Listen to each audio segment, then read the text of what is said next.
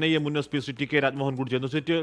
T K Rajmohan, ഇതെന്തായാലും CNG സിലിണ്ടറൊന്നും അല്ല എന്ന കാര്യം സ്ഥിരീകരിക്കാൻ കഴിയുന്നുണ്ട്. പക്ഷേ അതിൻ്റെ ബാക്കി കാര്യങ്ങൾ, ഇത് ചാവേറാക്രമണമാണോ, ഒരാൾ മാത്രമാണോ പിന്നിൽ, ആസൂത്രണം എത്രത്തോളം ഉണ്ട് തുടങ്ങിയ കാര്യങ്ങളൊക്കെ ഇനി അറിവാകേണ്ടതുണ്ട്. താങ്കളുടെ ഇതുവരെയുള്ള ഒരു വിലയിരുത്തൽ എന്താണ് ശ്രീ ടി കെ രാജ്മോഹൻ?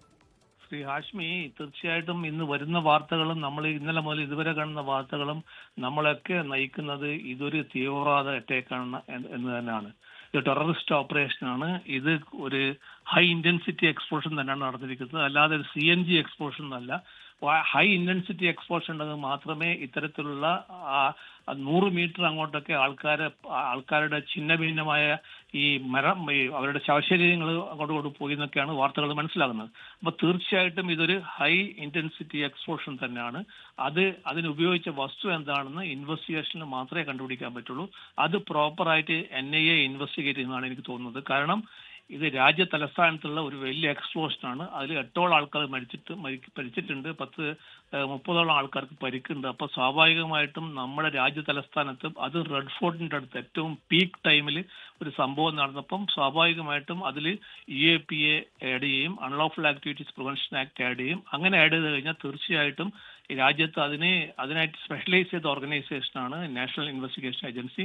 അവർ ഇൻവെസ്റ്റിഗേഷൻ എന്തായാലും ടേക്ക് അപ്പ് ചെയ്യും. സാധാരണ ഇങ്ങനെയുള്ള ഒരു സ്ഫോടന സ്ഥലം റിപ്പോർട്ട് ചെയ്ത ഉടനെ NSGയും ഈ ഫോറൻസിക് ഡിപ്പാർട്ട്മെന്റ് വരുന്ന കൂട്ടത്തിൽ തന്നെ NIA ഓഫീസർമാർ അവിടത്തേക്ക് എത്തും. അതാണ് അതിന്റെ പ്രോട്ടോകോള്.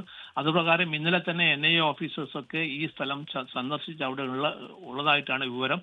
അപ്പൊ സ്വാഭാവികമായിട്ടും ഈ FIR രജിസ്റ്റർ ചെയ്യുന്നത് ലോക്കൽ പോലീസിന്റെ ആയിരിക്കും. പക്ഷെ FIR രജിസ്റ്റർ ചെയ്ത് കഴിഞ്ഞാൽ തന്നെ ഇമ്മീഡിയറ്റ് ആയിട്ട് MHA അതിനൊരു ഈ മിനിസ്ട്രി ഓഫ് ഹോം അഫയേഴ്സ് അതിന് ഒരു ഓർഡർ ഇഷ്യൂ ചെയ്തിട്ട് ഇവരോട് ടേക്കപ്പ് ചെയ്യാൻ പറയും. അപ്പം ഞാൻ എന്തായാലും തീർച്ചയായും എനിക്ക് തോന്നുന്നത് ഇത് ഈ മീറ്റിംഗിന് ശേഷം, ഇന്നൊരു മീറ്റിംഗ് നടന്നുകൊണ്ടിരിക്കുകയാണെന്നാണ് വാർത്തകൾ വരുന്നത്. അതിനുശേഷം MHA അങ്ങനെ ഒരു ഓർഡർ ഇഷ്യൂ ചെയ്ത് കഴിഞ്ഞാൽ ഈ കേസ് NIA ഇൻവെസ്റ്റിഗേറ്റ് ചെയ്യും. അങ്ങേക്ക് ഈ സ്ഥലം അറിയാവുന്ന സ്ഥലം തന്നെ ആവണം എന്ന് പറഞ്ഞാൽ അത്രത്തോളം തന്ത്രപ്രധാനമായ സ്ഥലമാണ്. ലാൽ കില എന്ന് പറയുന്നത് രാജ്യത്തിന്റെ പൗരാണികമായ, അല്ലെങ്കിൽ പ്രധാനമന്ത്രി എല്ലാ വർഷവും അവിടെ ഒന്ന് സംസാരിക്കുന്ന ആ അർത്ഥത്തിൽ പ്രാധാന്യമുള്ള സ്ഥലമാണ്. തൊട്ടിപ്പുറത്ത് 6-7 കിലോമീറ്റർ ചുറ്റുള്ള പാർലമെന്റ് അടക്കം വലിയ തന്ത്രപ്രധാനമായ ഒരു മേഖല. ചാന്ദിനി ചൗക്ക് വലിയ മാർക്കറ്റാണ്, ഒരുപാട് ജനസാന്ദ്രതയുള്ള, അങ്ങോട്ടേക്ക് ഓടിച്ചു കയറ്റാനൊന്നും പദ്ധതി അറിയുന്നു. അങ്ങനെയാണെങ്കിൽ എന്തൊരു ഭീകരമാകുമായിരുന്നു ഇതിന്റെ ഇമ്പാക്റ്റ്.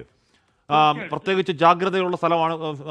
കാരണം ഇന്നലെ രാവിലെ തന്നെ ഈ പറയുന്ന 2900 കിലോ അല്ലെങ്കിൽ 300 കിലോയ്ക്ക് അടുത്ത് അമോണിയം നൈട്രേറ്റ് അടക്കം പിടികൂടിയ സമയമാണ്.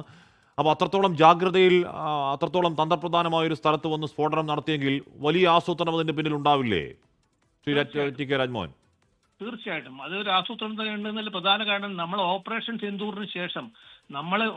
സിന്ദൂറിന് ശേഷം നല്ല ഒരു സ്ട്രൈക്കാണ് നമ്മൾ ചെയ്തത്. വളരെ എഫക്റ്റീവായിട്ട് അലേർട്ടായ സ്ട്രൈക്ക്.